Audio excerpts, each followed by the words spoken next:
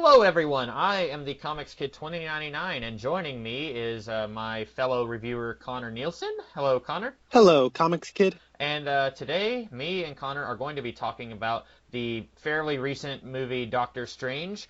This is a Marvel Cinematic Universe movie. It's the second one this year, and Connor is going to tell us a little bit about this movie. Connor, what do you got for us? Doctor Strange is directed by Scott Derrickson, who also directed the film Sinister, and it is co-written, I should say, by Derrickson, as well as his Sinister co-writer, C. Robert Cargill, who you might know as Carlisle from Spill.com from back in the day. And it is the 14th installment in the Marvel Cinematic Universe.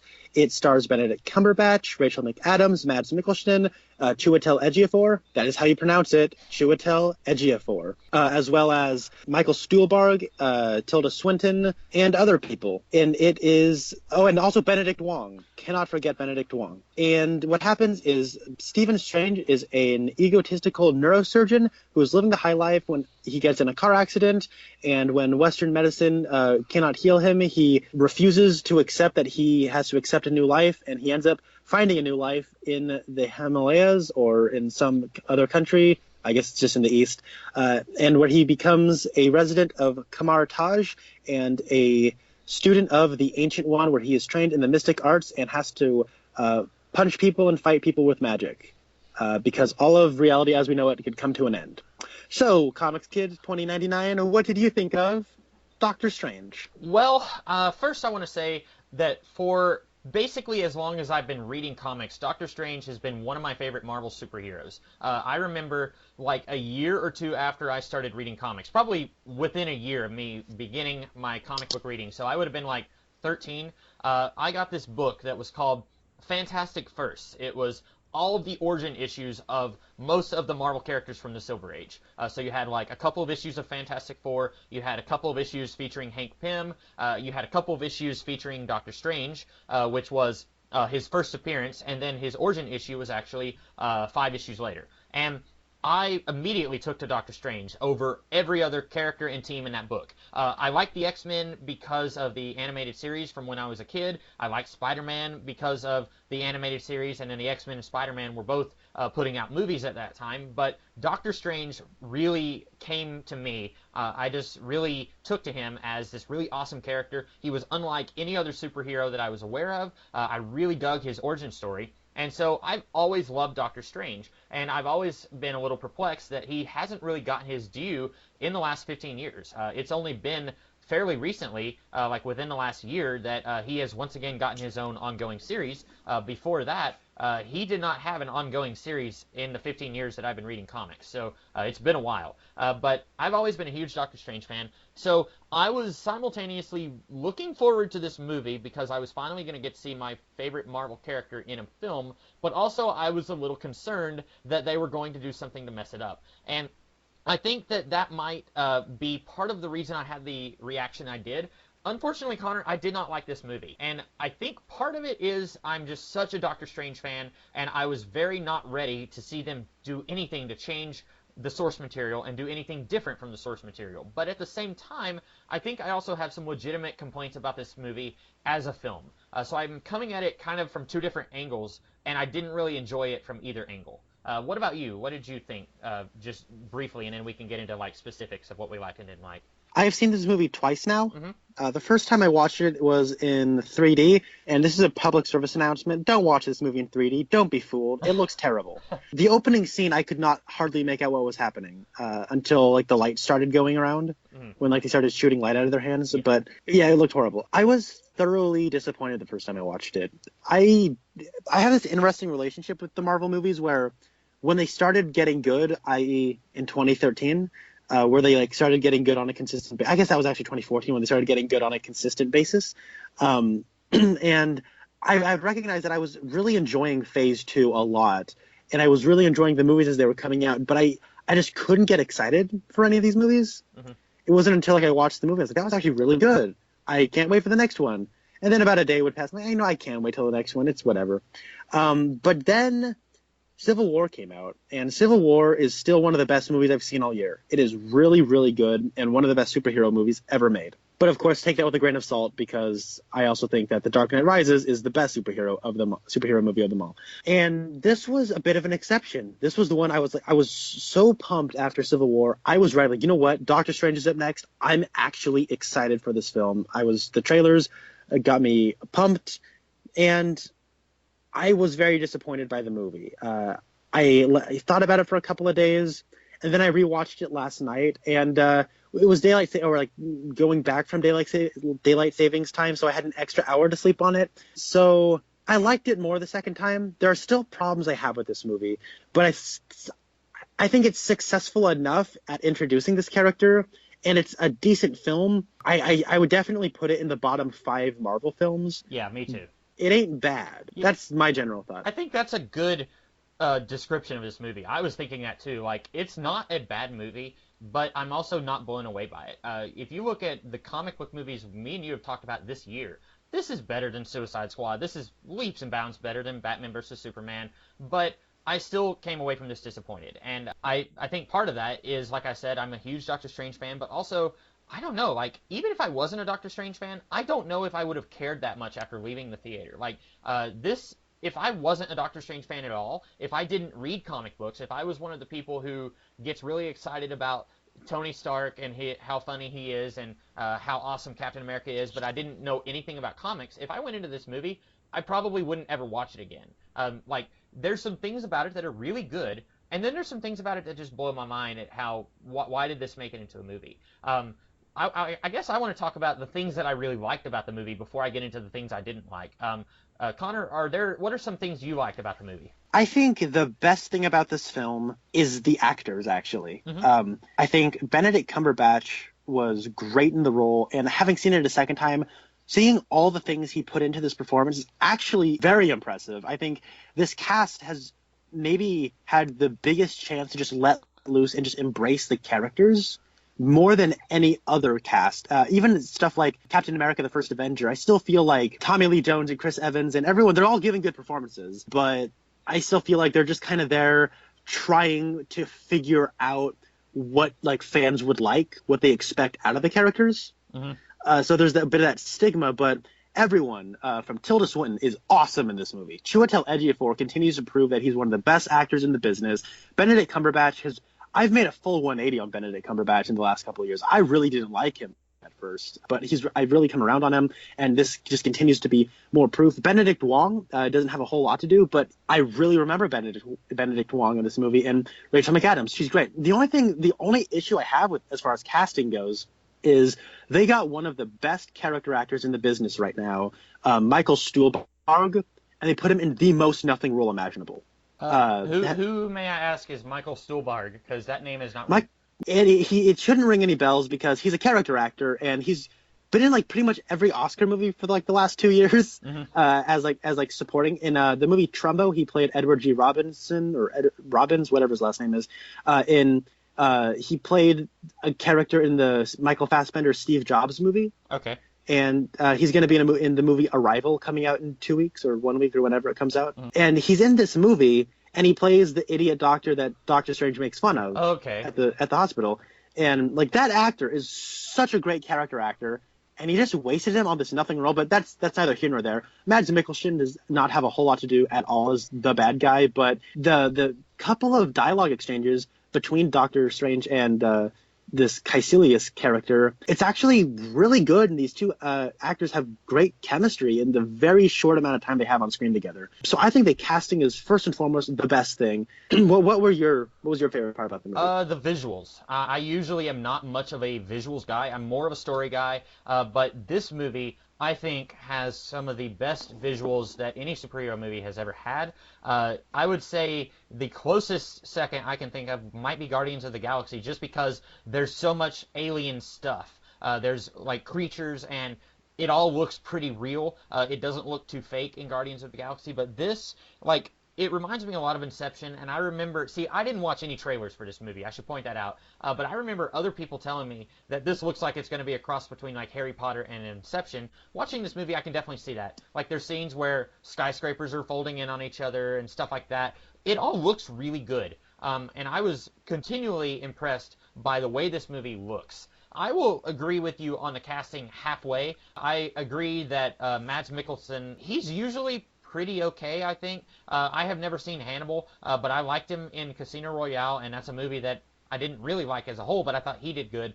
But here, I just feel like he's just there.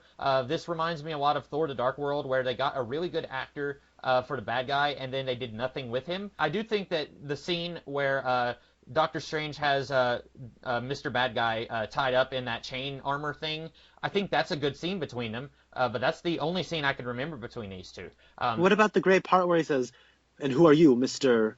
Doctor?" Yeah. Mr. Doctor? Yeah. It's strange. Yeah, that was, I suppose. Who am I to judge? yeah, that was a good exchange. But like I think that you're right. Benedict Cumberbatch Batch is really good. But I think some of these actors, they're good actors normally, but then here I'm just getting nothing from them. I wanted to really like Tilda Swinton, and I think she's putting in a lot of effort, but I think the character of the Ancient One here is just very flat and boring. Baron Mordo, I like that guy in Serenity, and I think everyone liked him in 12 Years a Slave. I haven't seen that movie, but he's usually a good actor. I wasn't getting anything from him in this movie. Rachel McAdams, I think she's good, but I don't think her character really serves any purpose here. And I know we're supposed to be talking about stuff that we like right now, but I feel like casting, I can say it's half good, because I think a lot of these actors are really excellent, and I think most of them are trying very hard, but I don't think that they all have enough to work with, necessarily. I get where you're coming from. This is a weird thing for me where there's not a whole lot about this movie that you know how you have like two piles, stuff I like, stuff I didn't like, Mm-hmm. and then you have some stuff in the middle? Pretty much everything's in the middle where every aspect of this movie, there was stuff I liked and stuff I didn't like about it. Right. Maybe with the exception of the the casting, which I thought was solid all around. The thing, though, is the visuals I am not as big on like everyone. Okay.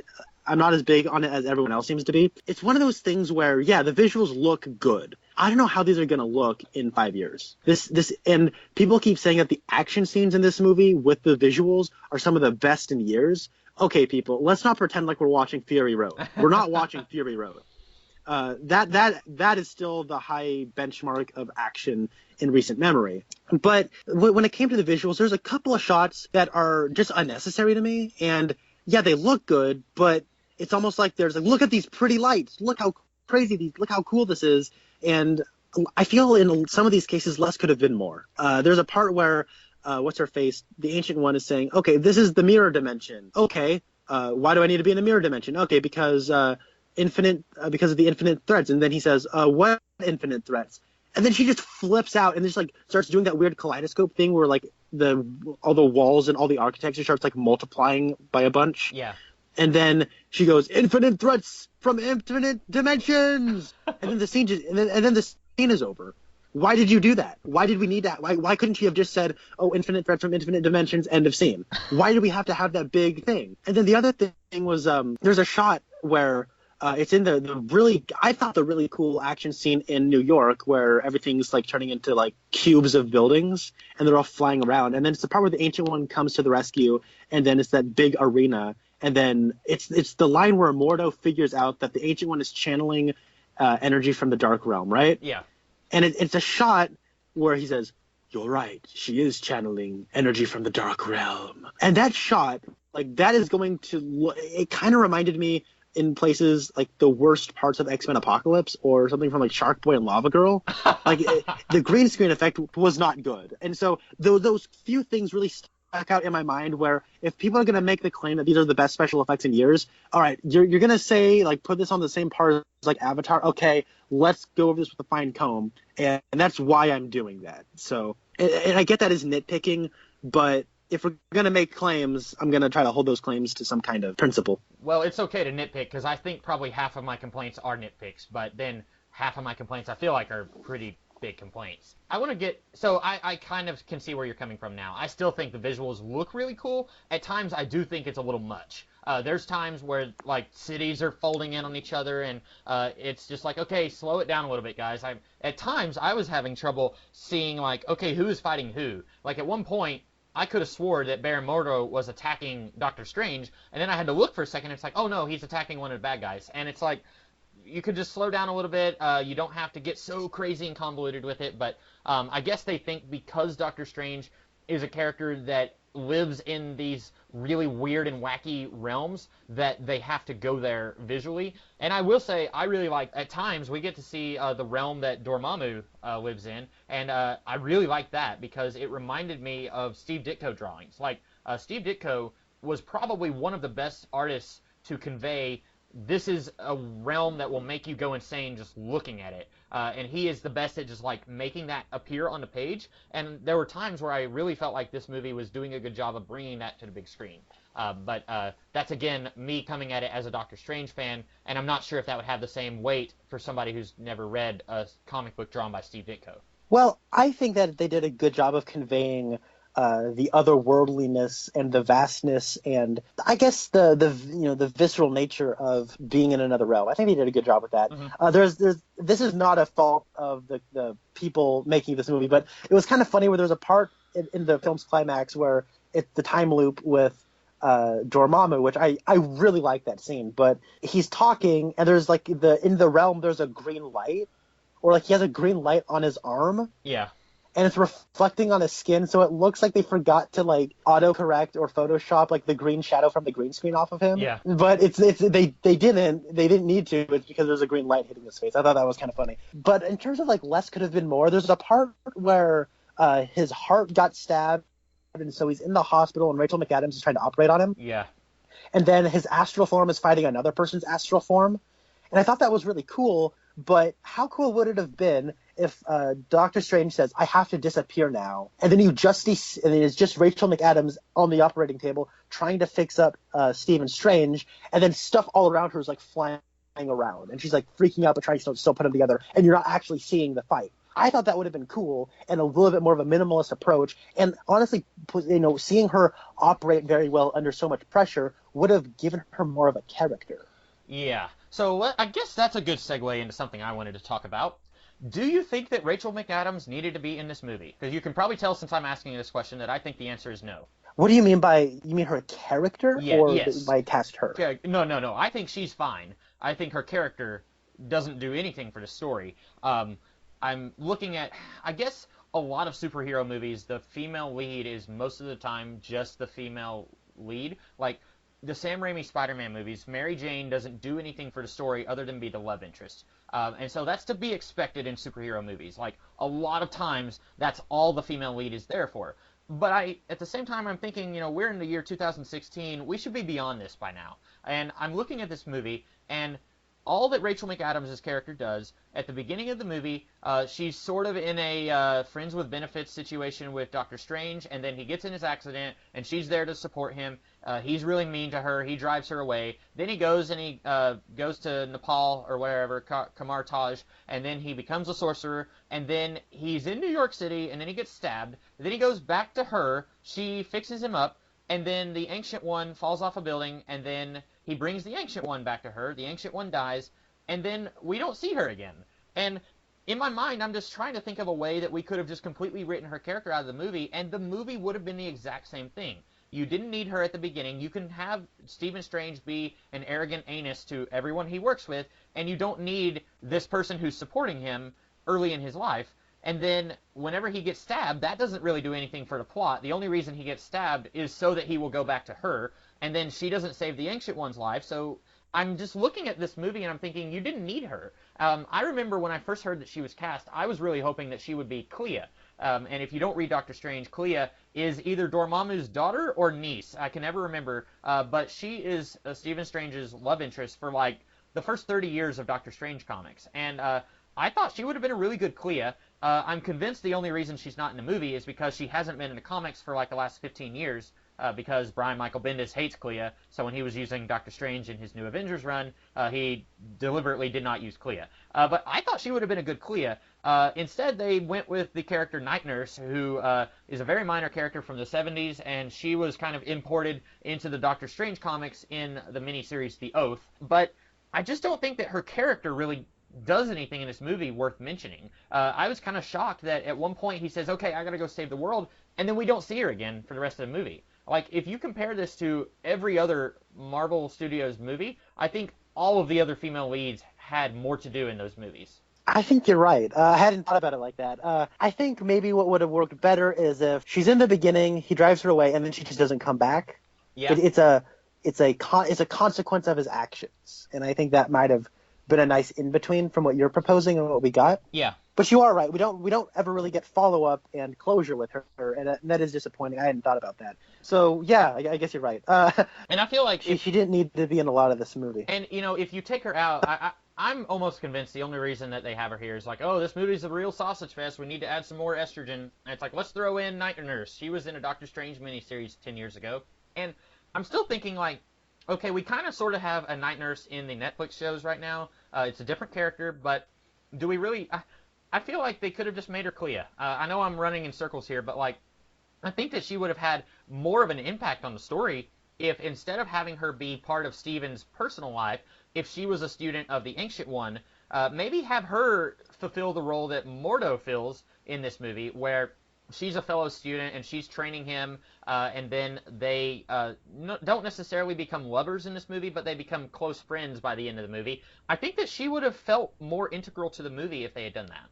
I suppose so. She's such a small part of this movie, though, that her importance, though, it's like one of those things to me, anyways, is that Rachel McAdams is doing just a fine job, I think, and she's so, I think, inconsequential to the overall film, though, that I don't really end up thinking of her when I'm thinking about this movie, but since she is there, I think she's all right. Yeah. And I know that's a very defensive non-answer, but that's my answer for Rachel McAdams in this movie. I want to talk about the thing that was the thing I just can't get my head around ultimately about this movie. Okay. And that's the way the film is paced. We get I think, wholly unnecessary opening action scene. And then, because what happens? Okay, Caecilius, he steals the pages from the book. Okay, show that. But then Ancient One fights them, and then they get away. The end.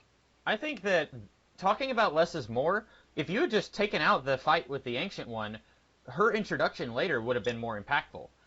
It would be like if Batman Begins showed that Liam Neeson was Ra's al Ghul, like at the beginning of the movie, and then him saying, "Oh, but Ra's al Ghul, his process lives on," or whatever. Like, it would completely ruin that reveal. Like, I think that having her fight Caecilius, or I'm gonna keep calling him Mr. Bad Guy, having her fight him kind of ruins, like, later on, Steven sees the old man at the temple, and he's like, "Ancient One, thank you," and she's pouring tea, and she says, "You're welcome."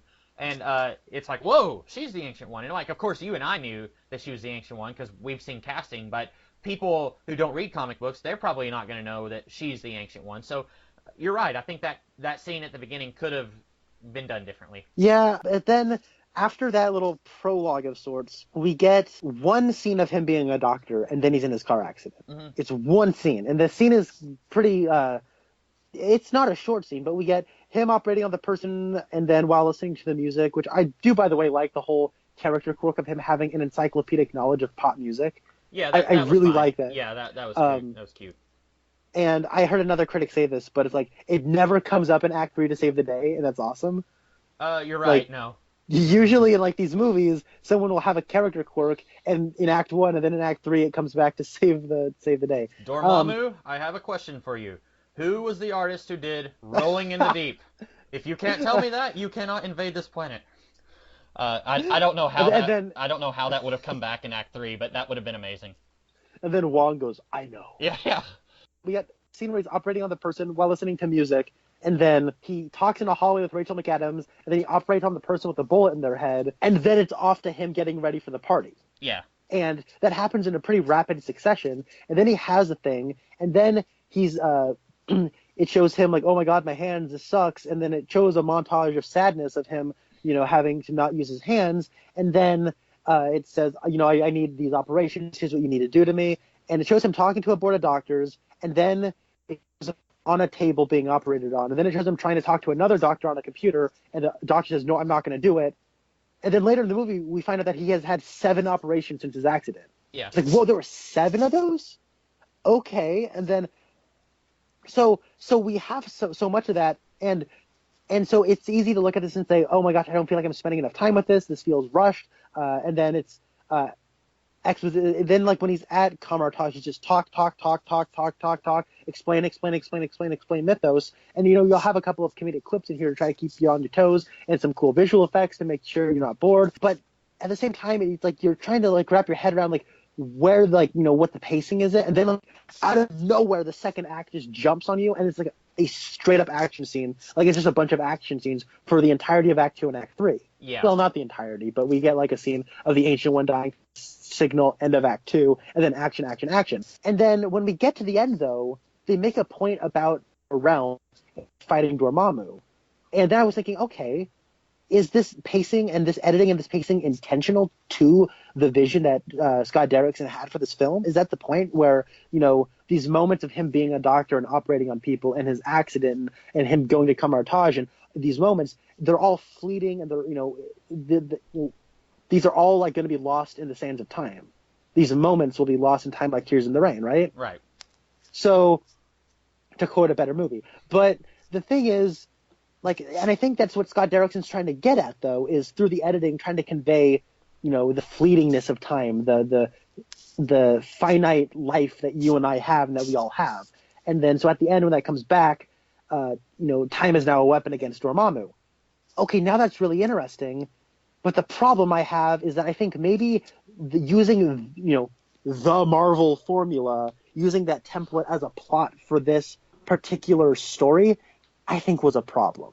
And I think, it's not, the Marvel formula, you have the bad guy who's kind of sucks, you have the love interest, you have the guy who's brought down a peg, and then it very much follows the Thor formula, it follows the Iron Man formula, it follows the Marvel formula. And I think that for the kind of editing and pacing choices that Scott Derrickson wanted to do, it just didn't work for this particular story because the particular elements of that formula aren't brought to their highest potential. Mm-hmm. I love that you said the bad guy that kind of sucks. I will say I did not have a problem with the first act of the movie. I really liked everything up until he gets to Kamartaj. I don't know why. I think maybe, like you were saying, we only get one scene of him being a doctor. I think if we had more, it would have slowed the movie down. I didn't want to see multiple scenes of him doing surgeries and stuff. I think we just needed one. And then, like, I guess part of the reason I like the first act is because it pretty much just comes straight out of the comics. Like, this is, again, me being a fanboy and not necessarily an objective viewer, but, like, I really love Strange Tales issue 115. Like, it's just an amazing story, I think, and a lot of that stuff in the first act comes from that issue. Like, the line where Stephen Strange says, no, there won't be any, I don't remember what he says, but he says, that's basically too simple of a case, I don't want it. Like, that's very, very similar to something he said in his origin issue. And so I liked a lot of the stuff in the first act. I didn't have any problems with that. But I do agree the pacing was a little funky in the later half of the movie. Like, when he's training, I wasn't sure how much time had passed. Is it been, like, years? Or has it just been, like, a few months since his car accident, or since he left New York? Like, I wasn't really sure, because it could have been a thing like Batman Begins, where it's been many years since Joe Chill's trial, and then he comes back to New York, or comes back to Gotham. It could have been something like that, or it could have been, it's just been a few months, and he's just that good over such a short span of time. I wasn't really sure. And then it doesn't help, this is not necessarily this movie's problem, but maybe a little bit. But this movie, I'm not really sure when it's supposed to be set, because in this movie, they mention the Avengers, so it has to be set after the first Avengers movie. But then in The Winter Soldier, they mentioned Stephen Strange as a possible target of Hydra. So is this set before The Winter Soldier, or is arrogant Stephen Strange, who is not a sorcerer, is he a target of Hydra? Like, that's right. I assumed the latter. Oh, really? You assume that normal Stephen Strange is a target of Hydra? Yeah, because the thing is, like, he is a very... they talk about how he has CNN interviews and how he's a bit of a big deal in the medical field. And, if Hydra were to not like something he would do, then they could just easily click him off the grid. Okay, I can see that now. I was thinking that this was a prequel, that this was set sometime before Winter Soldier, but... I guess... No, we actually get, like, in those wide shots of New York, there's the Avengers Tower. Okay. Is it the one from Age of Ultron? Yes, it is. Oh, okay. Well, then that takes care of that. I did not notice that shot. I will say, I do think that it's a little weird. Like, at one point when you said, and then we get right into the action, it pretty much lasts until the end of the movie. There's one part where Mordo and Wong are showing Steven these doorways that lead to Hong Kong and New York and London. And then, out of nowhere, like, an explosion happens, and suddenly it's like, okay, this is like Act 3, and now we're fighting bad guys who just kind of came in out of nowhere. I do agree with that. It just kind of, it's very abrupt, I think. People keep saying that, like, I hear a lot of people saying that this movie feels very short. I don't know where they're coming from. This movie actually feels really long to me, and it's only an hour and 55 minutes. Yeah, so it's not a long movie, but it doesn't feel short either. Do you remember hearing Kevin Feige, did he ever say that they were done doing origin movies? Because I distinctly remember hearing that somewhere. I heard somewhere that somebody had said that, you know, if you're, like, the MCU was no longer new reader friendly, so to speak. But then we got this movie, so who cares? See, I thought I heard him say that they were no longer going to be doing origin movies, and part of that was they don't have a whole lot of new characters they're introducing. Like, it's mostly characters who've already had origin movies, but also, like, we're getting Spider-Man, and obviously he's not going to have an origin movie, but, like, we're getting Captain Marvel eventually, and we've got Doctor Strange, and they've got another origin movie here, and I wonder if this would have been a better movie if we had just skipped all of this. Like, if we just started with him as the Sorcerer Supreme. Do you think this would have been better, or do you think it would have been about the same level of what we got? Well, that's very hard for me to try to figure out. So much of this movie, though, is just explaining the mythos. Mm-hmm.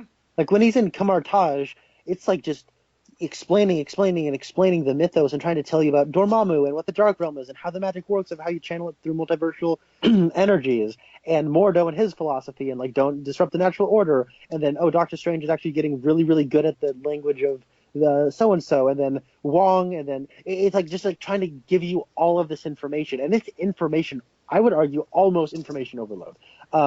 You know what I like about the Silver Age Doctor Strange comics? He's a sorcerer. He casts spells. We move on. Like, we don't need overcomplications of this is how magic works. I really didn't like that they're almost trying to say, do you remember in Thor the Dark World, or it might have been Thor 1, when Jane Foster says that magic is just science that we don't understand yet? Yeah. I feel like they're really leaning on that in this movie, and I don't like that. I don't know why they think they have to go in that direction. That's fascinating, because I don't agree.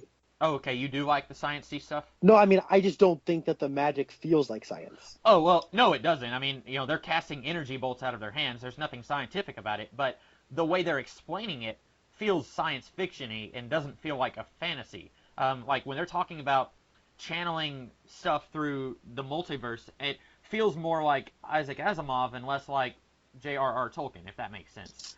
I get you. And, you know, it's like, this is a weird thing, because watching this movie, I was like, okay, how am I going to feel about this movie in a couple years? Am I going to see this movie as a little frustrating but necessary because it's laying down all the groundwork you need to know about Doctor Strange? So, like, when he shows up in Thor 3, like, you don't really need to explain how he has to do all this stuff and, like, explain the mythos, because I already watched Doctor Strange. I get it. When Doctor Strange in the sequels, and Doctor Strange showing up in, like, Avengers, I'm sure, and Doctor Strange showing up in all these other places, you don't need to, like, you already have a pretty knowledgeable how-to guide to Doctor Strange in, like, the first half of this movie. So it's laying down the groundwork, and I think it does a successful enough job of communicating the comic bookiness of Doctor Strange to the audience. Because I watching this with layman's, and that's, you know, watching this in I've never read any Doctor Strange anything, so I'm a bit of a layman myself. Yeah. I just understand when comic books get weird, they get weird, and Doctor Strange is weird. And I love weird comics. Weird comics is what make the world go round, right? Oh, yeah. I think this is okay in doing that and explaining, like, the relics and how, like, relics work, where, like, you know, some energy is too powerful for you to, like, channel it constantly, so we give it to these objects, and those objects, you know, do, like, oh, that's actually really cool, I wouldn't have thought of that. And they do enough job of, like, keeping it quippy and kind of, like, having a sense of humor about the world, as opposed to it just being a slog to get through of explanation after explanation after explanation. Like when Mordo was explaining to him, like, about artifacts or whatever they're called. Yeah. And then he says, this is the staff of the something something something, and these are the boots of so and so so and so. And then he goes, they really just roll right off the tongue, don't they? Yeah. Like, that was funny. Like, and him saying that makes me laugh, and I remember that as a part of what I laughed about. And then I remember, oh yeah, that's because Mordo was explaining artifacts and all that sort of stuff. So now I'm able to retain that knowledge better because of those humorous quips. And I think the general audience members can do the same thing. Yeah. And so I have a bit of a respect and a sympathy to the writers of trying to convey all of this information to the audience. I just think that the pacing is like exposition, fight,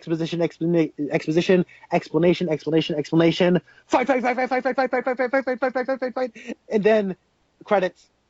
So I don't know. It's frustrating because I really see where they're going for, and I should probably say the first time I watched this movie, I was not digging the comedy at all. Okay. Like at all, because it almost felt like Scott Derrickson and company, they liked what Doctor Strange could do.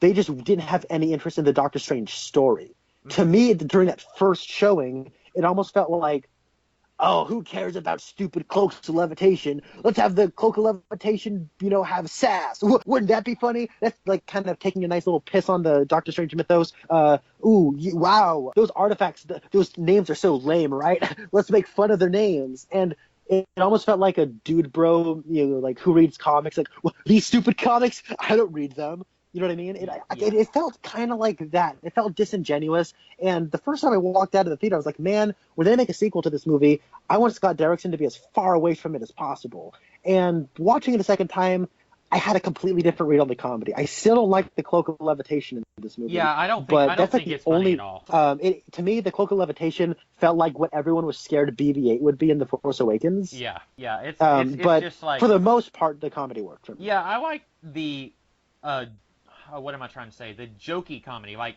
what you said. They just roll right off the tongue, or like when Doctor Strange calls Wong, so it's like Adele. Like when he says that, and then he later calls him Beyonce. That was funny. But like the Cloak of Levitation, like getting in his face after he like pulls it out of his face, like that wasn't funny. Like that's just stupid. Yeah.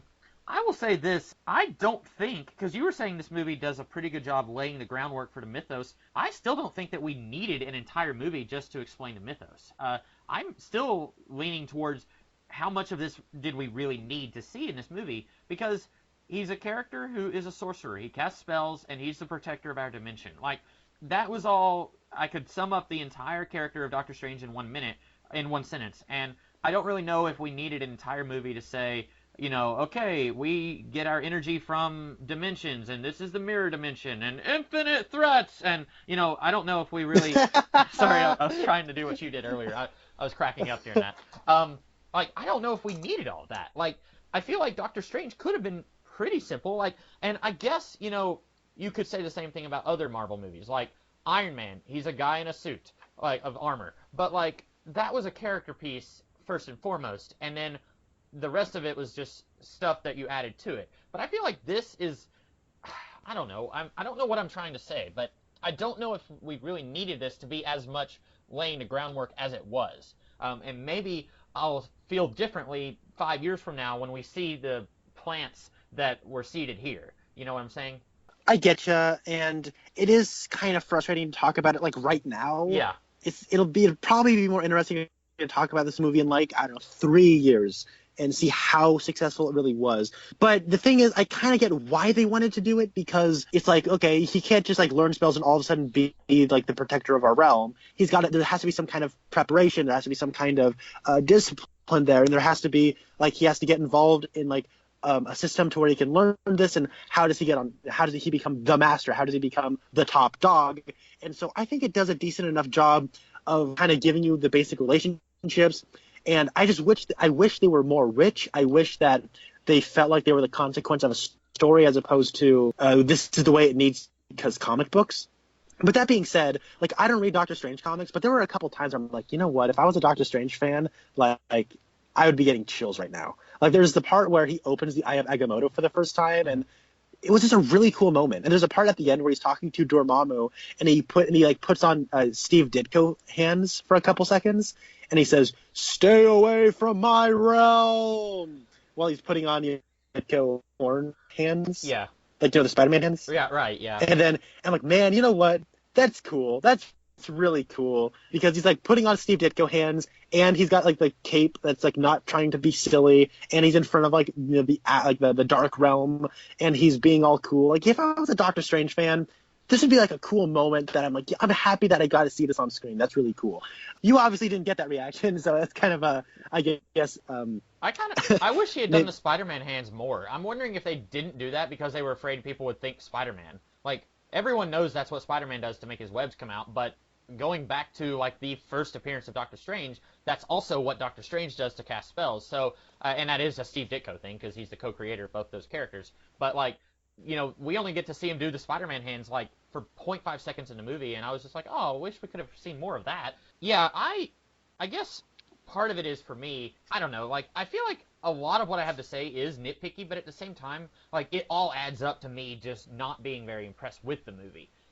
Like there was. I was still very unsure about the casting of Benedict Cumberbatch. Back when they announced that he was cast, my heart sank. I was ready for anyone else except for Johnny Depp. I didn't want Johnny Depp, and I wasn't really wanting Benedict Cumberbatch. But I was impressed with him after the movie. I think that he is probably the most fleshed out character in the movie. I don't think that the bad guy is very fleshed out. He's just a generic cultist who worships Dormammu. I wanted to like Baron Mordo. I was willing to buy the idea that these two are friends and then they go their separate ways. But ultimately, I didn't really like what they did with Baron Mordo. And this is another thing that I don't like because it's different from the comics. So you probably had an entirely different opinion on what I'm about to say. But in the origin story, this is part of the reason why his origin is my favorite in all of the superhero origins ever told. Doctor Strange goes to this snowy mountain where the Ancient One and Baron Mordo, they live, and he's like, hey, I'm an arrogant doctor, and my hands were hurt in a car accident. Can you help me? And the Ancient One says, no, but we've got a blizzard coming in, so you're going to have to spend the night, and you're going to have to stay here until the snow clears away. So Doctor Strange is staying at their little hut or whatever, and then he overhears Baron Mordo preparing to kill the Ancient One. And he's like, hey, I'm going to stop you. And then Baron Mordo's like, no, I'm going to cast a spell so that you cannot alert the Ancient One that I'm going to kill him. And so Doctor Strange tries, but he's physically unable to speak or write it down or anything about that. So he says, okay, I have another idea, because he's allowed to talk about other things, just not Baron Mordo's plot. And so he says, Ancient One, I want to be your student. I want to learn the ways of the mystic arts. And he's doing this so that he can try to protect the Ancient One. And then the Ancient One says, okay, cool, but I already knew that Baron Mordo was trying to kill me, and I just wanted to keep a closer eye on him. And to me, that was one of the coolest things I had ever seen in a comic book. It wasn't an action scene. It was just a simple dialogue exchange, and it wasn't exactly what you thought was going on. And I thought that really did wonders for the character of Doctor Strange. And every other version of the origin that I've ever seen takes out that moment that I love so much, and I do not understand that. The animated movie that we got 10 years ago, they did away with it. The Strange miniseries by J. Michael Straczynski, they did away with it.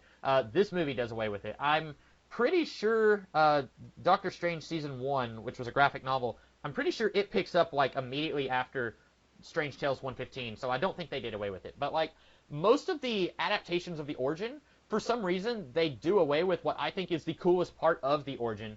And it would be like if the Captain America movie, instead of Steve selflessly sacrificing himself to save New York City, it would be like if somebody like pushed him into the ocean and then he freezes in suspended animation. Like, that's not self-sacrifice. That's just, oh, I accidentally fell in the water and now I'm awake 70 years later. Like, that would not be cool. That would be messing with Captain America's origin story. And I think in the same way, they're messing with Doctor Strange's origin story, and it's not as interesting as what was going on in the comics.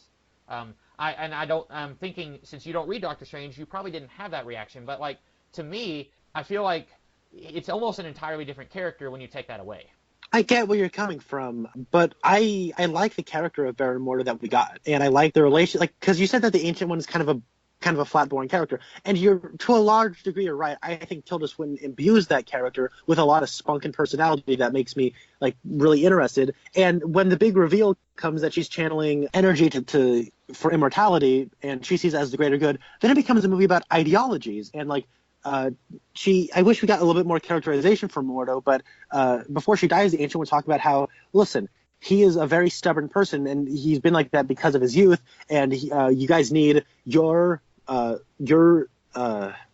does she put flexibility. it? To save the world, She needs you. We need your flexibility, his strength, and you guys need to work together to do it. And then she dies, and because Doctor Strange just isn't good with people, he can't convincingly have a conversation with Mordo to convince him to say. He says, "Look, it guy, we were right. You weren't right." And then Baron Mordo feels betrayed by this guy who he trained, and he feels betrayed by the Ancient One. So he feels like he's responsible for like perpetuating this evil on the world of, you know, channeling these energies from other places, and he will have no more part in that. And I like that. It's a movie about, and I think more than stupid Iron Man 2 and more than like Age of Ultron, this is a movie about mortality. And it's a movie about how nothing is really binary. Even like life and death can be switched. But death is an ultimate and life is an ultimate. So there really is no in-between of life and death. But there's an in-between for everything else. There's an in-between of good and evil. There's an in-between of universes. There's an in-between of everything. And no matter how much you try to stretch life and death, there is no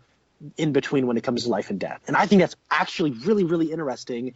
And because there's just too much going on between your copy and paste Marvel formula and kind of what Scott Derrickson and company want to do on a thematic level, I feel like they're almost hindering each other, where there's not enough of one to really commit to one vision. And that's where I feel like my frustrations with Marvel continue like Iron Man 3 is always going to be one of my favorite Marvel movies because it is the Arturist Marvel movie. They let Shane Black do whatever he wanted, and we got a great movie out of it.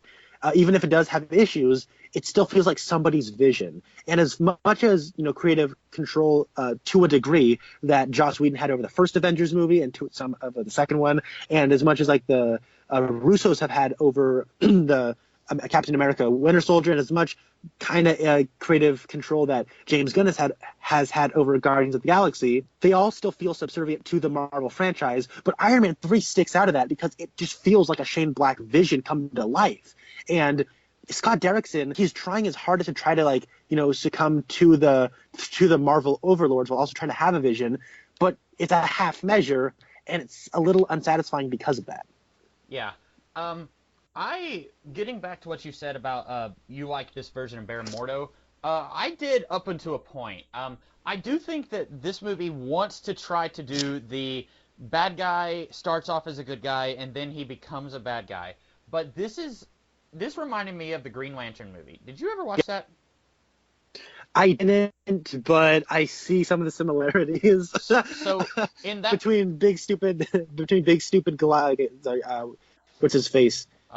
Parallax, yeah, and yeah. Well, like in that movie, so Sinestro is Hal Jordan's trainer. He is one of the Green Lanterns who trains Hal Jordan, and then they're kind of sort of partners. And then at the end of the movie, Hal Jordan is asking everybody for help, and everyone, even the good Green Lanterns, are like, "No, we're not going to help you." So then Hal Jordan defeats Parallax by himself, and then they all come and they're like, "Hey, congratulations, you did it." And then the movie ends with Sinestro putting on the Sinestro ring, and it's like, uh-oh, he's putting on the ring. It's going to turn him into a bad guy.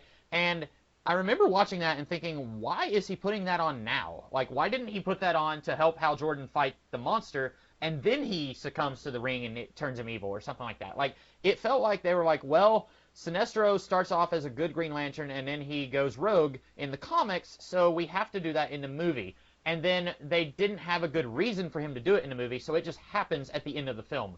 I feel like that's happening, like, verbatim here in this movie. Like, Baron Mordo starts off as a pretty nice guy.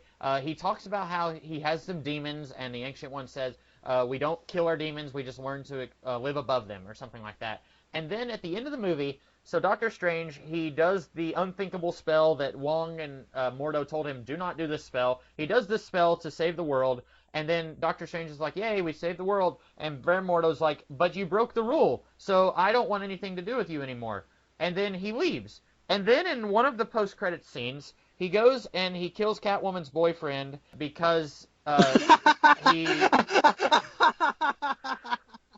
I was watching that, I was like, I've seen this guy somewhere before. And I looked him up. I was like, oh, he was from that movie. But so he kills Catwoman's boyfriend because he absorbs energies, and he says, I figured out the problem. There's too many sorcerers.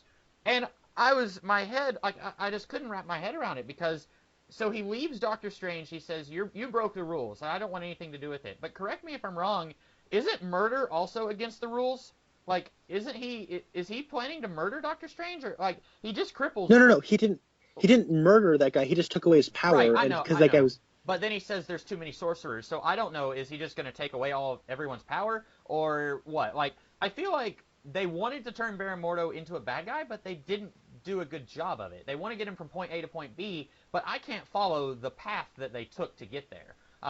I feel like, and I've said before that X-Men First Class, I wish that they had waited a few movies before having Magneto actually become Magneto, but I think that First Class did a much better job of showing him become who he later is than this movie did. Like, I feel like they wanted to do something like that, but it just didn't make any sense to me. I think it worked for me because, I'm sure we'll get a more fleshed out Baron Mordo in the Doctor Strange sequel, because after this movie made $85 million in its opening weekend, which was more than the first Captain America, more than the first Thor, and more than the first Ant-Man, it's going to get a sequel. And we'll get a more fleshed out version of that. This is just them teasing that, okay, guys, look at Mordo's a bad guy. He didn't just leave Doctor Strange. He's going to be a bad guy. So that's kind of what that's there for. But I like that he's a bit of a walking contradiction. And he's just unaware of it, where he's using his power to change other people's power because he's not against killing. He said, you have no idea what I've done. Right. He's killed people, and he has to live with that burden, but he's doing it for what he believes to be the greater good. And then as he's learned, that greater good has been fed to him by somebody who he sees as a hypocrite and as somebody who he sees as someone who betrayed him. So now he's just going to snuff out all the sorcerers because where there's a sorcerer, there's a way for the natural order to be deviated because of sorcerers. So I think he's a bit of a walking contradiction because he is a sorcerer himself, but it's like a rich guy who's taking away other people's riches to give it to the poor. He's kind of like the bad guy version of Oliver Queen, right? Yeah. So that's interesting, I think, and I'm sure in the sequel we'll get a more a deeper character and a more thoughtful explanation of where he come from and why he's on this path right now. And I what you're saying does sound interesting. I just wish that I could see it in this movie because we shouldn't have to wait until a sequel to get a character to be more fleshed out. Like, if he's, in my opinion, just very boring and flat in this movie, but then they say, like, you know, I'm not saying that you're saying this, but like, if they say, oh, don't worry, he'll be better in the sequel, and I'm saying like, well, why wait? Like, he should have been better now. I think what happens is I think it was a very smart choice to get Chiwetel Ejiofor in this role because he doesn't have a whole lot to do. There's so much going on that he does have a couple of scenes and dialogue exchanges with the Ancient One and Doctor Strange to set it up. It's not the focus of the film. Yeah. So maybe that'll be the focus of the next one. And I get where you're coming from, where it's a little frustrating to have. Well, in time we'll figure it out. But no, I want it now. And I think you're right. We should have and that's part of where my frustrations come from. Oh man, my brain has just jumped a couple of steps ahead of where I was talking, so I'm trying to find the lion right now. But sorry, my mind was just traveling faster than my mouth. But I think that Chiwetel Ejiofor is doing enough with his performance and a lot of subtleties and nuances to that performance where you can infer what he's thinking based on what he's seeing and what we're seeing, and based on his ideologies, you can see why he would do this. And yes, it is frustrating. It is frustrating that we have to do all this because of the whole like franchise and setting everything up and making this an origin story, and also doing yada yada yada and. But I think that the way they did it probably as good of a job as they could have with this frustrating of a execution. Yeah, I guess I can agree with that. Speaking of franchising this out, I was a little perplexed that they started the first Doctor Strange movie with Dormammu as the big villain. I mean, he's in it for like 4 minutes, maybe. So, in theory, they could use him again. But there's basically 4 Doctor Strange villains, total. And, like, the character's been around since, like, 1963. But there's Dormammu, there's Nightmare, there's Baron Mordo, and then there's Umar, who is, I think, Dormammu's sister or wife. She's somehow related to Clea again. And that's basically it. Like, after that, like, there's not really any A-list Doctor Strange villains. And Dormammu is, like, the baddest of the bad. And it's really weird to me that they started with him, and they're going to do Mordo later. Like, if it was me, Mordo is less of a threat than Dormammu. So I would have started with Mordo, and then lead up to Dormammu, like, 3 or 4 movies down the line. But, again, that's just me as a Doctor Strange fan thinking, well, it's weird to start with Dormammu. Yeah, I get where you're coming from, and I don't like that we had to go super big for the first time. Hmm. But I also kind of like how no one on Earth is the wiser because of what's happened. This is all sort of like the sorcerers are doing their thing, but no one on Earth knows about it Yeah. because they're doing it, trying to keep this all quiet. So I kind of like that this big ancient evil and like is going to come out and try to swallow everything up, and it almost did, but no one knows because of yada yada yada. And it's also trying to convey that look at the magnitude that Doctor Strange has to be a hero. He has to do all of this stuff, and he's in look at the vastness of the threats he has to take care of. They have to do that too, and yeah, I agree that I'm just trying to explain probably what they were thinking while doing that. I guess maybe doing Dormammu would have been, maybe it wasn't the right choice, but in the end, I'm okay with it. I think they did a decent job of tying it up, especially as far as the theme of time goes in this movie. I think using how a being who just knows no time was a cool way of tying into that theme. Yeah. So you did like the way he defeated Dormammu. Oh, I loved it. That was great, and I like it was all of his intellect, and it wasn't a huge explosion fest. Right. Like we get the big reversal explosion fest just before the actual climax, where it's just a time loop, and that was cool. I liked it too, but at the same time, I was thinking of ways that they could have made it a little better. And again, I'm going to go to the comics. In the first story with Dormammu, he was ready and set to take over the world, and he would have totally done it. Doctor Strange, it was very early in his career. He would not have won if Dormammu attempted to take over the world. But then, because he and Doctor Strange were fighting so much, Dormammu, he used his own power to keep the mindless ones from invading his reality. And the mindless ones are basically just mindless zombie monsters made out of rock.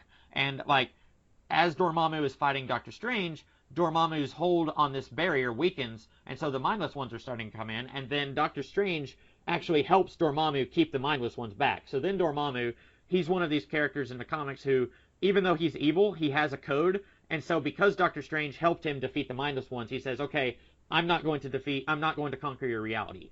I wish that we could have just, not necessarily done that exactly, but when he makes a bargain with Dormammu, I wish we could have had it be more clear that Dormammu, he is evil and he's conquered many realities before, but he has a code, and if Doctor Strange has him up against the wall, and then he says, let's make a deal, I wish we could have had it be a little bit more clear that Dormammu is going to stick to his bargain.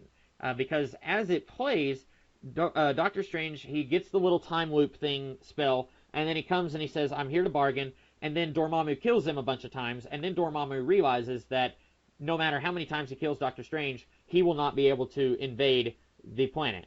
And so then Doctor Strange says, I will take you out of this time loop if you take your minions out of Earth.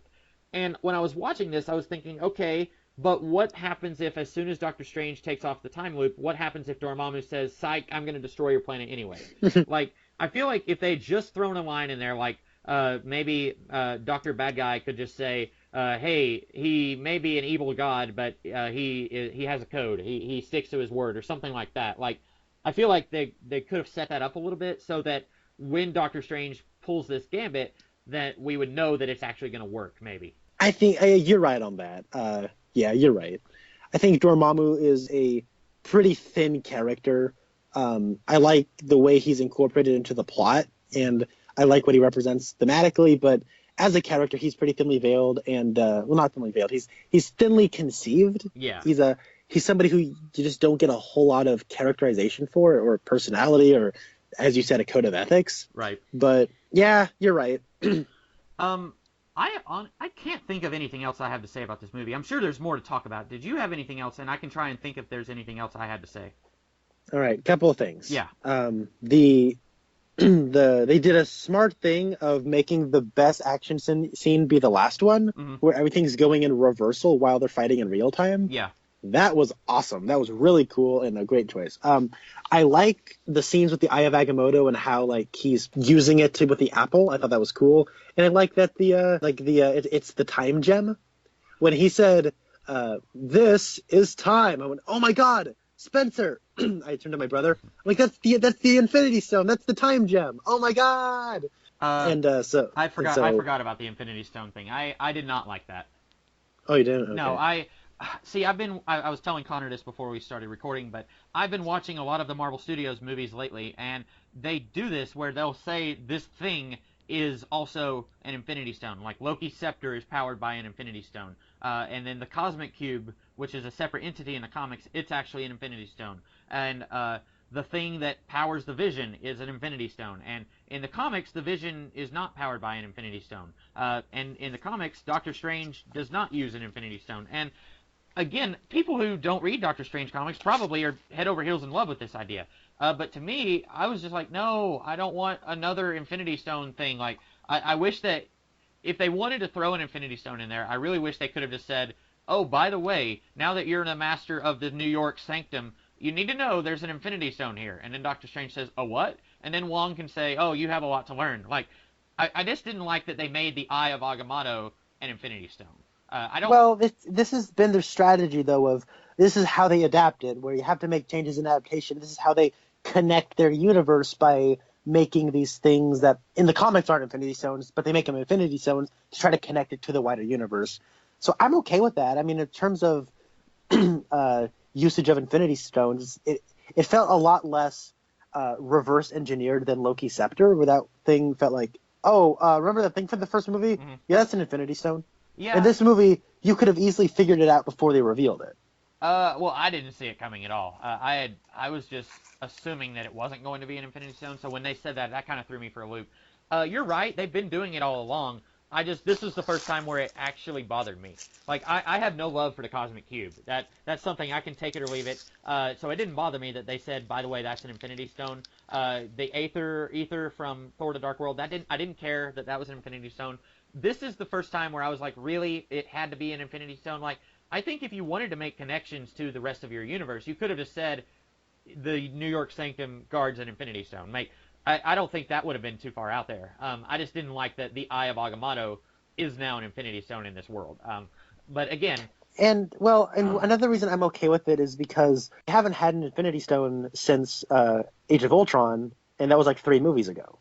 So it's not like Civil War didn't have an Infinity Stone. Ant-Man didn't have an Infinity Stone. The last movie to have an Infinity Stone was Age of Ultron, but that Infinity Stone was just a continuation of what it was from the first Avengers movie. So, you know what I mean? Yeah. I think they're doing a decent job of, like, not just pushing one out each film to try to, like, make sure we have enough by the time an Infinity War rolls out. And it shows a bit of forethought, and I think that's kind of cool. Yeah, it does. But on the other hand, you can also argue that these movies, at times, and I've been saying this since Iron Man 2, at times they feel like they are less trying to make a good movie, and they're more, well, this is a product on an assembly line, and we have to make this to lead into the next thing, and we have to make that to lead into the next thing. And, like, it feels like, at times, when you're watching these movies, it's like, okay, all of this is just prelude for the Infinity story, where he gets all the Infinity gems. But then at times I'm watching these movies and I'm thinking, okay, this is actually a really good movie. I think Winter Soldier is a really good movie. I think Age of Ultron, while a little problematic, is a really good movie. I like the Avengers a lot more now than I did when I saw it in theaters. But then I watch this and it's like, oh, this is just another puzzle piece in a larger story. And I don't want the larger story right now. I just want a Doctor Strange story. You know what I'm saying? I don't want lead up to the Infinity War. I just wanted a Doctor Strange story. Yeah, and I should probably say that a lot of what Comics Kid is like talking about in his frustrations of the movie, I do like agree with. I agree with a lot of what you're saying, especially with like when it comes to the issues of a shared universe, where they're like, if they have the chance to tell the story the best possible way or connect it to a universe, they're gonna connect it to the universe every time, and that is frustrating. I enjoyed the movie more than he did, so I'm just trying to voice the more, I guess, optimistic voice. Yeah. If you get what I'm saying. Yeah. This would be a very boring podcast if we both felt exactly the same and we're just saying, I agree. Yeah. Other thing that I liked about this, the new Marvel Studios intro is awesome. Oh, really? I actually prefer the older one. I remember. Oh my gosh, we can't agree on anything. No, I saw that and I was like, oh, they're going with that. Like I kind of like the one that they've been using for a while. But that's not something that was like immediately in my mind. I know. I really like it because those Marvel Studios, like what they were doing was The first one's just the flip of all the comic book pages. It's like, look at we're comics. Mhm. And the second time they did it, it was a little bit more, it has a big panoramic shot of the Marvel logo as all the comics are flipping by.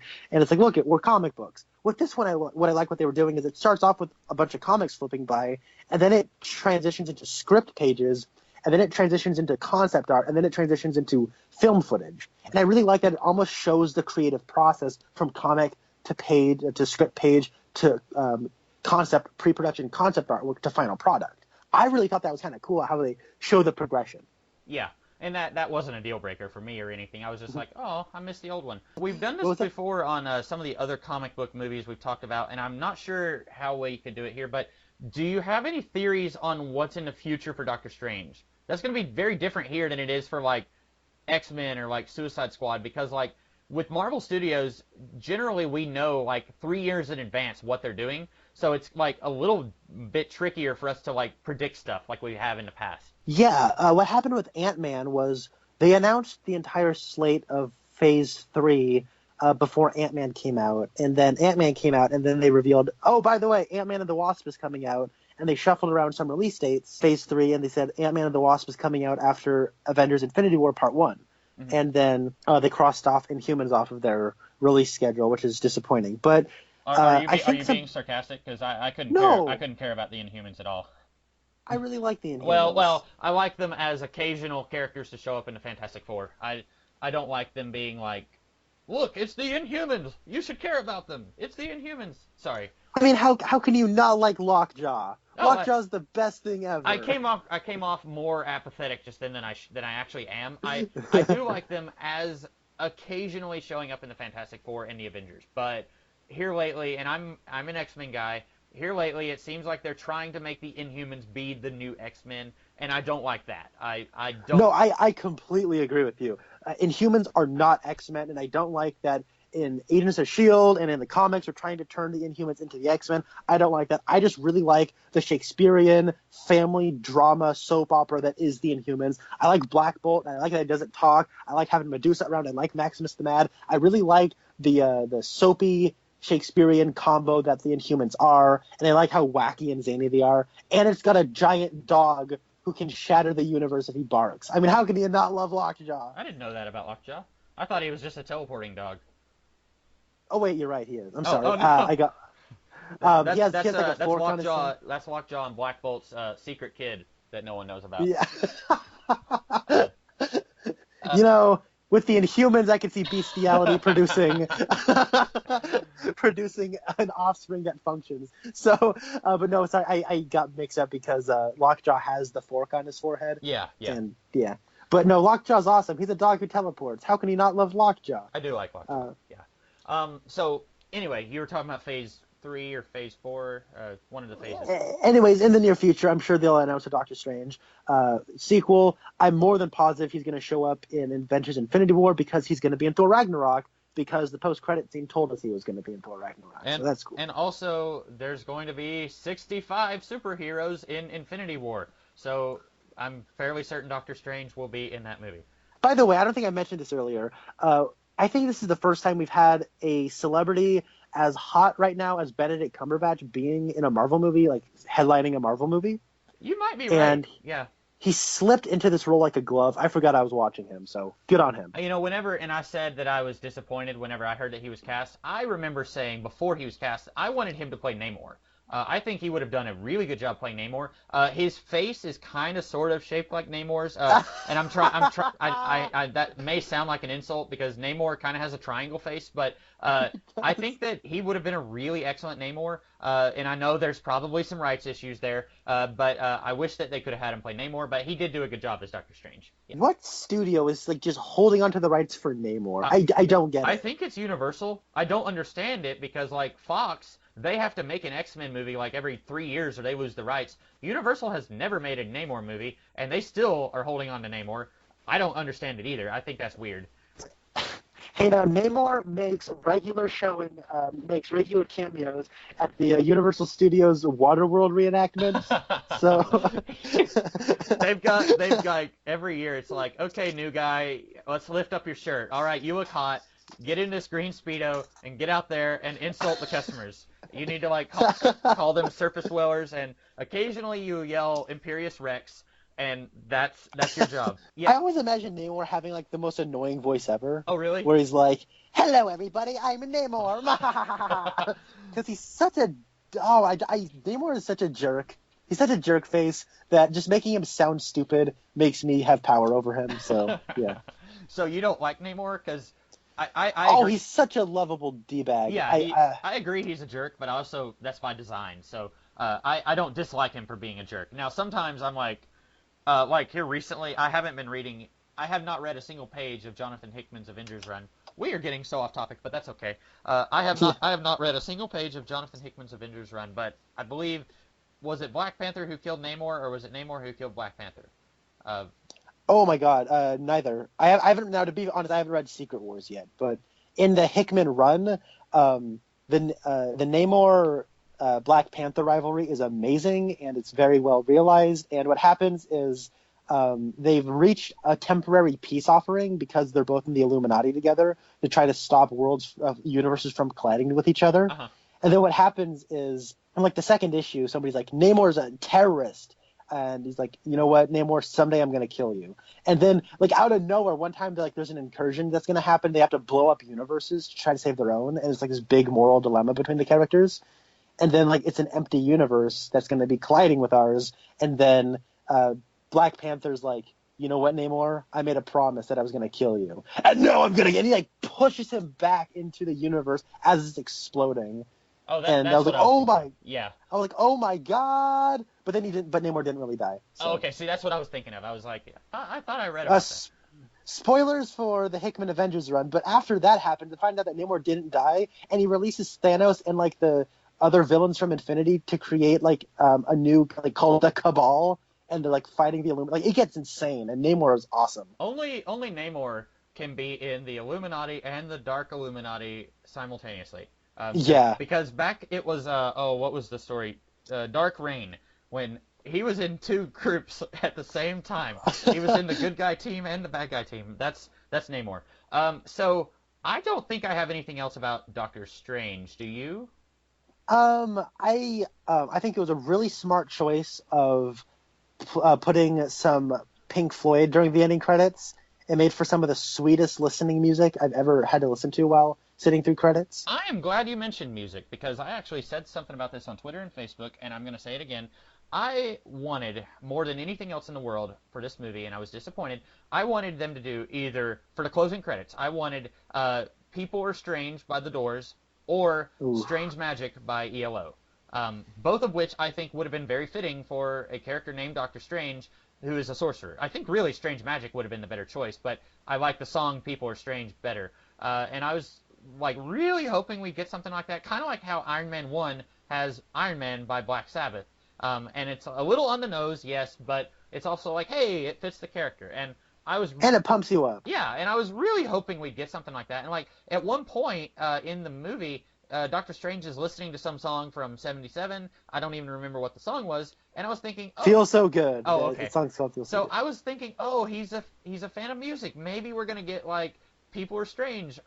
I was telling my dad, I was like, okay, so what they need to do is at one point when he's in Nepal, he like goes into like this room where someone's like playing a instrumental version of that song, and like they're doing something on a flute or something like that. I was like, oh, that'd be so cool, but no. We didn't get that. Yeah, and I should say that dialogue, it's like a lot of the dialogue in the scene where he's a doctor is really, really good. Yeah. There's that part where he's like talking about the song "Feels So Good," and somebody says, "That's like, where do you store all this useless information?" And he's like, "Useless? This guy made charted a top 10 hit with nothing but a flugelhorn." Like that's a great line. And then he says, "Yeah, 1977. Sorry, 1978." He says, "Well, actually, the album." While the song might have charted in 1978, the album was actually released in 1977.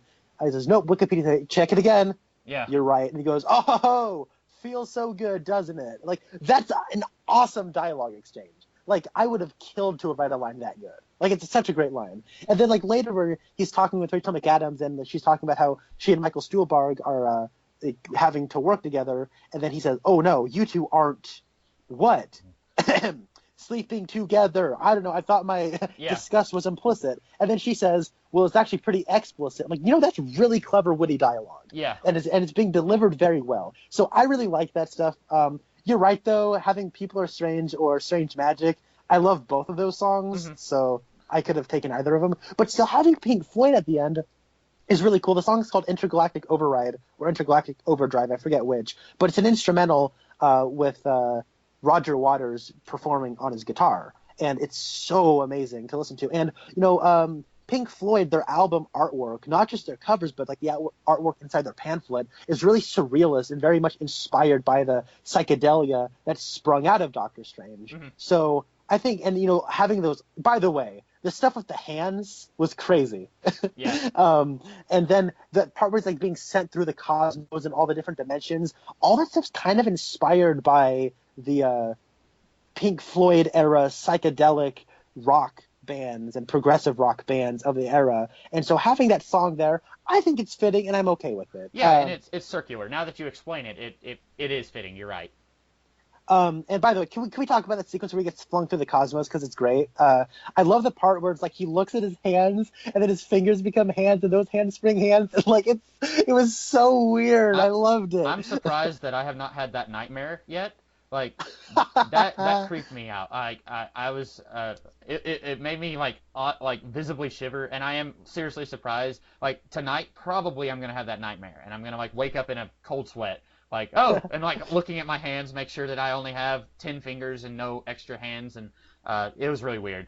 I don't know if I couldn't decide if it was creepy or gross or just plain weird or cool or what. And then a bunch of hands come out and they just like cover him, and then the hands make up his face, and then he flies through his eyeball. It's the wackiest thing ever. Yeah, and it is very well. I don't know if I ever saw anything quite like that in a Steve Ditko comic, but it's definitely in spirit of Steve Ditko weirdness. And Steve Ditko, his art was like a part of that like psychedelic, Grateful Dead sort of hippie kind of imagery and artwork. Uh-huh. Like having a Steve Ditko print was not uncommon, like of the album artwork of a Pink Floyd or other progressive rock and metal bands. And I also like the stuff where they're like running around, like the when the city is folding in on itself, when New York is folding in on itself during like the end of Act 2 action scene. Mm-hmm. It looks like an MC Escher drawing. Yeah, it does. And so I thought that was really cool too, as far as like the art direction goes. There was a lot of thought put into the visuals. I just wish the action would have been a little bit more exciting. But the thing is, while I'm being mostly positive on this movie, the thing that I can't ignore about Doctor Strange is that by the time I get to the end of it, I just didn't feel anything. Yeah. And that's the biggest problem I have. Like I try to be objective and I try to have logic, but more than anything, I like to feel something when I go to the movies. Dark Knight Rises has a lot of problems, but that no other superhero movie makes me feel the same way Dark Knight Rises does. Yeah. And I just didn't feel anything while watching Doctor Strange. I think its script is certainly better than the first Iron Man, but I like the first Iron Man more because it has more attitude and it makes me feel something, as opposed to this movie, which there's certainly thought being provoked, and I can definitely appreciate and understand what the artists are trying to do. I just don't feel anything. Yeah, I definitely agree with that. At the end of the movie, I still am thinking it's very unlikely I'm going to be watching this anytime soon. Now, I will say that I have watched some of the other Marvel Studios movies that I didn't care for in the past, and I've actually liked them quite a bit more on second viewings, but I don't know if I'm going to get that with this or not, because like with Iron Man and Thor, I don't really care about those characters in the comics, so it wasn't so much that what I disliked about those movies wasn't that they deviated from the source material, whereas this, a big problem I have is the things they change, and then also other things. So I don't know if I will ever watch it again, and if I do, I don't know if I'm going to like it more like I have some of the other movies in this universe. I understand, and when it's something so close to your heart like this, I get that, and I really do. I really do. Another note about the music, I heard a lot of people really getting excited about Michael Giacchino's score because Michael Giacchino is an amazing composer, and he's working on a Marvel movie. This is awesome, right? Mm-hmm. Yeah. Because I think when he's doing the big bombastic fanfare, it is about as generic blockbuster music gets. But the stuff that's more subdued and quiet, like there's some Zitar licks going. Mm-hmm. And it's actually really clever and creative. I just wish that maybe making the Doctor Strange theme would have just been something more signature and more experimental and something, I don't know, more creative. Yeah, yeah. You're right. I usually don't pay much attention to like music and stuff like that, but you're definitely onto something there. That's all I have to say. Was there any closing thoughts you had? Not really. What do you think of the first ending credits with Thor? Because that was a lot of fun. Uh, I didn't understand. So Thor: The Dark World, I was under the impression that Loki had either A, killed Odin, or B, had tied him up in a dungeon somewhere and was just pretending to be Odin so he could be king. Now we're being told that Odin is missing and Loki and Thor are looking for him? Did I read that correctly? Yeah. Okay, Yeah. so I guess it's just that we're getting new information. Where's Odin? Like, did he just walk away from Asgard in the middle of the Thor: The Dark World stuff? Like, it makes that movie make less sense, I guess. I don't know. Oh, I have a theory because I have a theory about it. Okay.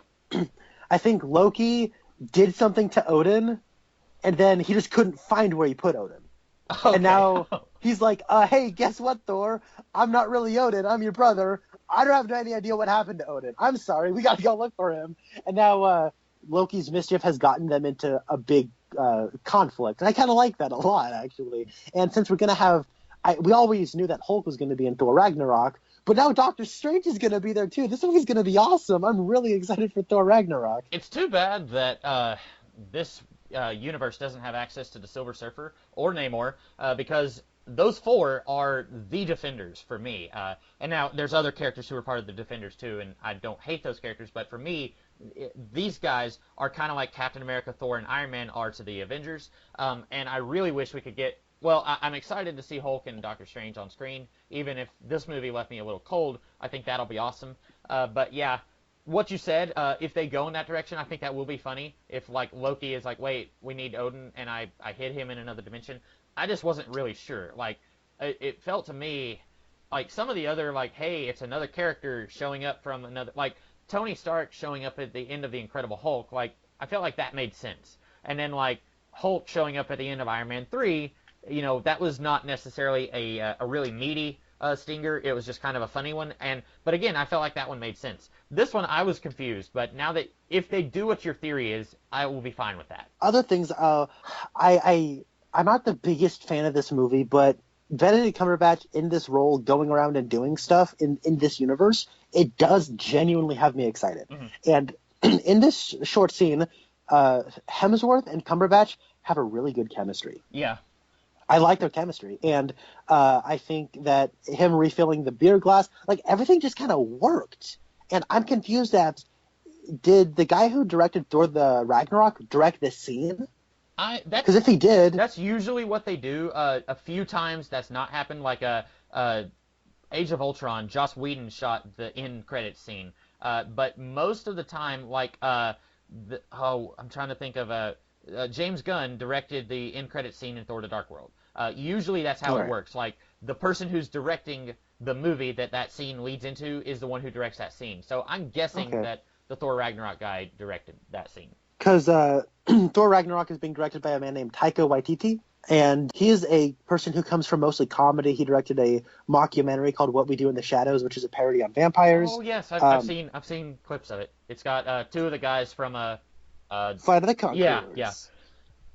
What's his face? The manager, and I'm a terrible Flight of the Conchords fan. I am a fan, but I don't remember any of their names. It's got Jermaine and their manager. I'm sorry. Anyway, we're not here to talk about that.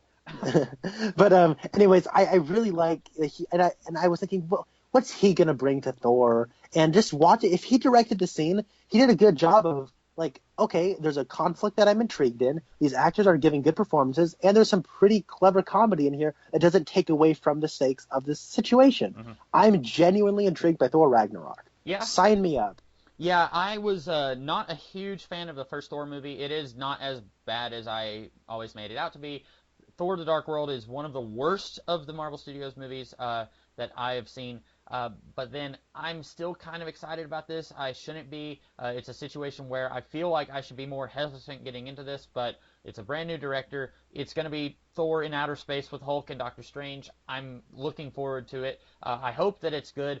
I wouldn't mind having a movie that's more comedy than action. You were talking about how this movie I think, hurt so much because it was following the Marvel Studios pattern. What better way to get away from that pattern than let's do a sitcom movie? Like, it doesn't have to be extremely action oriented. It can have fight scenes and stuff, but let's do a movie where the characters are mostly like just goofing off, having fun. Like, maybe no one would be interested in that except for me, but and I'm not saying like it would have to be like the plot like this, but you could do a movie that's kind of like The Hangover, where it's just characters out going on a quest, having an adventure together. Like, I think that'd be a lot of fun.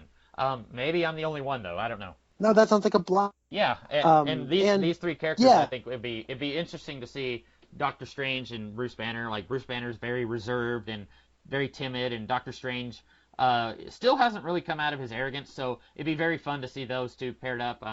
That could be cool. Yeah. Oh, and he could. I also think Doctor Strange and this Doctor Strange and this Tony Stark feel a little too similar. Going forward, I'd like to see them maybe like make a point to make say, hey, these characters are different. But it'd be funny if Bruce Banner was like, oh man, not another goateed jerk. Right. So, yeah, you're. I know we're still dragging this thing on, but I want to quote Browncoat Eric from Geekvolution. He one time made the comment that the Iron Man movies basically stole Doctor Strange's origin story, because in the comics, Iron Man wasn't really an arrogant jerk until like much later. Like, in the 60s, he was basically just a normal dude. He was an inventor, and Stan Lee said he based him on Howard Hughes, but he wasn't like a jerk to everybody. And that was something that the movie really brought to the table. But the Doctor Strange origin, he was a jerk in the origin story, and then part of his whole thing was learning humility. And he didn't really learn humility here. He kind of did. He's more humble than he was at the beginning of the movie, but he still has a trace of that. And you're right. It's because the Iron Man movies took that element from the Doctor Strange origin story. So these two characters are very similar now as a result of that. Yeah, it's going to be interesting to see going forward how they differentiate the two. And it's possible that they won't have to, because they may, I mean, I said it already, Infinity War is going to have like 70 superheroes in it, so they may not have any screen time together. Like, they may not have to have them differentiated so that, like, if they're not on screen together, they may not have any need to do that. I don't know. Yeah. Well, that's all I had to say. Connor, any closing thoughts? No. Alrighty, well, that is our thoughts on Doctor Strange. Connor, are you wanting to do a podcast on Rogue One? Yeah, why not? Okay, yeah, because that's as far as I know, that's the only other movie I'll be seeing in theaters this year. And I've been enjoying doing this, us talking about movies like this. So you can look for us when is that, like a month from now? It is December 16th is when it comes out. Okay, so yeah, it'll be just a little over a month. So that'll be something to look forward to for me and you, and for anyone who also enjoys these podcasts that we do. In the meantime, I am the Comics Kid 2099. And I am Connor Nielsen. And we'll see you guys later.